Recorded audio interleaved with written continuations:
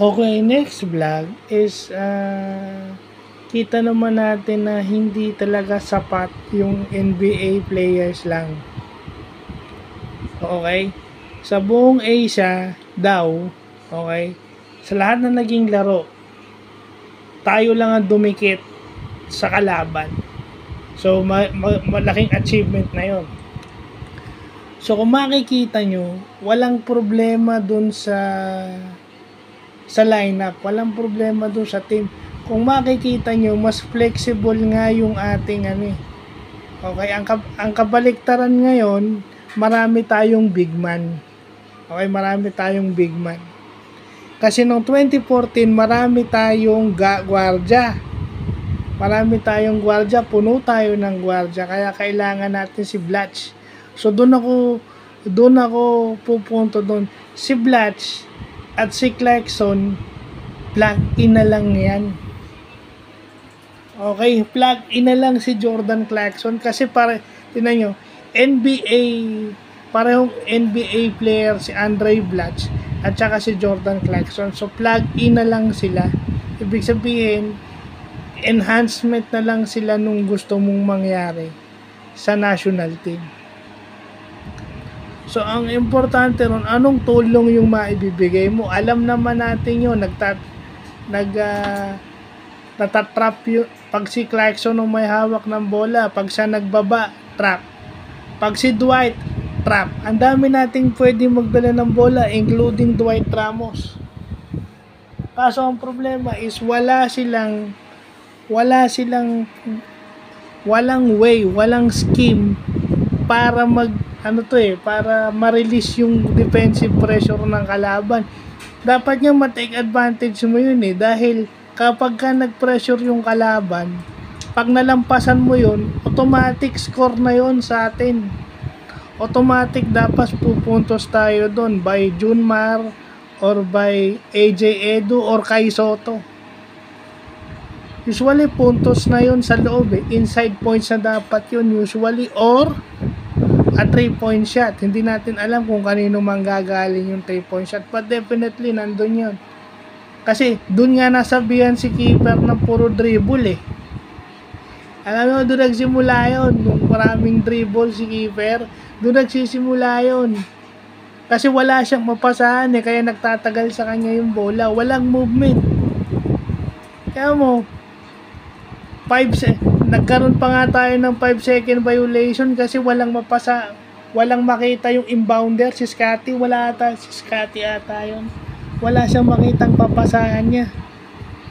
O si Clarkson, pag si Clarkson yung tatanggap, wala man lang screen, wala man lang para makadaan siya. At ito ang criticism ko lang. Kasi pag kay Brownlee yan, hindi niya ipipilit yan. Hindi ipipilit ni Brownlee yan. Minsan yung ibang fans ng Ginebra, sinasabi nga, minsan naiinis sila dahil si Brownlee hindi tumitira. Yun yung purpose nun. Kung bakit hindi tumitira si Brownlee, kasi pinatatakbo muna yung sistema tsaka ka magte-take over. Sinisigurado muna ni Brownlee na yung spot na pupuntahan niya is yun yung spot na kung saan yun yung dinictate ng sistemang tumira siya. Yun yung purpose na may Brownlee ka basketball wise. Kasi ngayon na nangyayari, ISO ball Tingnan nyo, yung pasa ni Clarkson kay Abando, muntikan pa siya matapikan dun. Buti nakuha niya, tapos nung pag nakuha niya ng bola, nakita niya libre si Abando, so doon niya binigay. Pero kung tutuusin, muntikan pa siyang maagawan doon kung makikita niyo.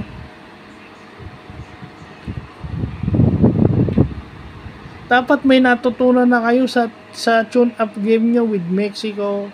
Sa tune-up game, yun na yun Dapat may natutunan na kayo doon sa tune-up game niyo with Mexico na wala si Clarkson. So, ganun din. Kahit nandun si Clarkson, tinan nyo, nung na-foul out yung si Clarkson, di ma-foul, wala. Bumaba yung depensa nyo. Bumaba yung bumaba yung depensa nyo, bumaba yung opensa nyo. Mababa na nga yung depensa nyo, bumaba pa yung offense nyo. Kasi wala na yung wala na yung main guy. Except kay Junmar. Di ba? So, ang sa akin lang, sabi kasi gagamitin si Kai, gagamitin si kung sino-sino.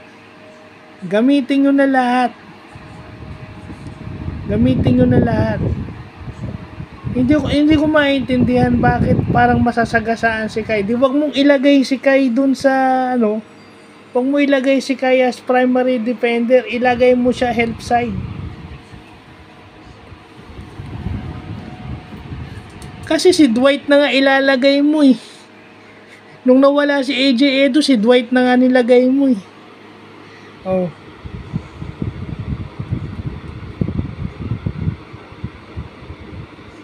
Di ba? Yun lang. Hopefully, magbintis yung tres ng kalaban. Di, pag nagmintis atin yung rebound. Ang problema kasi, pag nakuha ng kalaban yung rebound, minsan open yung 3 points kasi naglo-locate ng tao. Scramble kayo kasi loose ball yun eh. So yun yung purpose ni Kai. Ilagay mo siya sa loob para kuha niya yung rebound. Pag nakuha niyo yung rebound, tsaka kayo tumakbo. Tsaka hindi, Kai is a 7 may pakinabang si Kai, 7-3, screen na niya yung screen na niya yung bantay, pumipressure sa point guard. Screen the point guard. Screen na niya yung bantay nung kalaban, then screen na niya yung bantay nung kakamping yan, then pag nag-turn the corner, Scotty, Kiefer, CJ, lahat yan, imposibleng walang sumabit yan. Di ba? Masisira yung rotation ng coach eh. Pag umaatake yung player, kahit sabihin mong isang free throw, di ba 2 free throw, kahit sabihin mong isa yung maipasok, mapapaisip yung coach eh.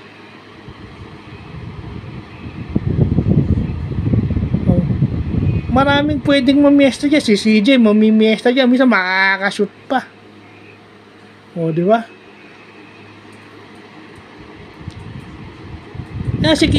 Si keeper nga eh. Sabi ko nga si keeper, pwede mong ilagay na 2 yun si keeper, tapos 1 si Scotty. Di ba?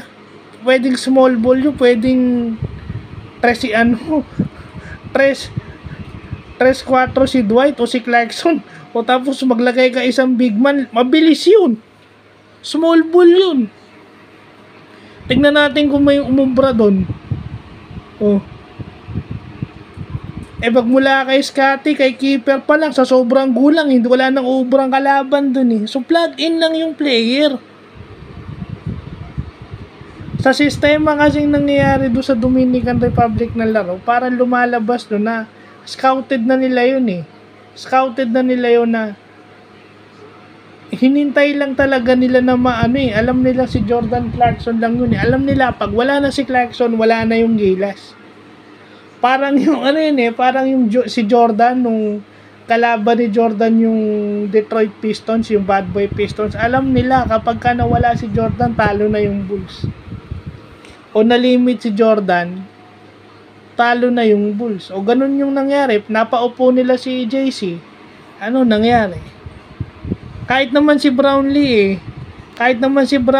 chip plug in na lang yan. Chip in na lang siya. Kaso ang maganda kay Brownlee, wala siyang rules sa sinusunod.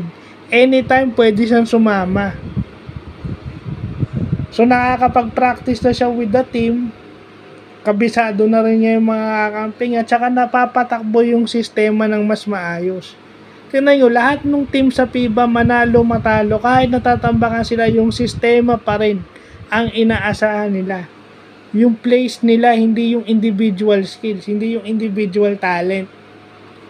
So yun yung sanang makita. So yun lang.